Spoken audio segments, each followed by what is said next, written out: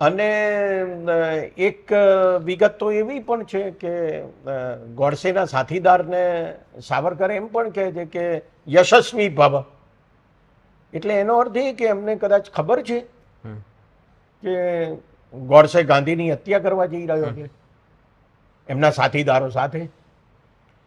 અને પછી બહુ સિફતપૂર્વક ગોડસે હત્યારા તરીકે પકડાયા પછી કોર્ટમાં કેસ ચાલે છે ત્યારે જે વિગતો છે એ આપણને એમ કહે છે કે નથુરામની સામે તો સાવરકર મોઢું ઊંચું કરીને જોતા પણ નથી, જાણે કે એમને એમની સાથે કોઈ સંબંધ જ ના હોય.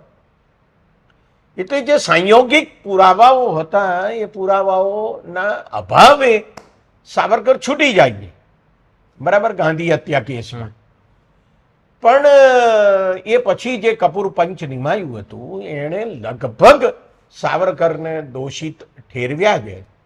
એ કપૂર પંચના અહેવાલો તમે જોઈ શકો છો અને આ પુસ્તકમાં પણ એની વિગતો આપવામાં આવી છે.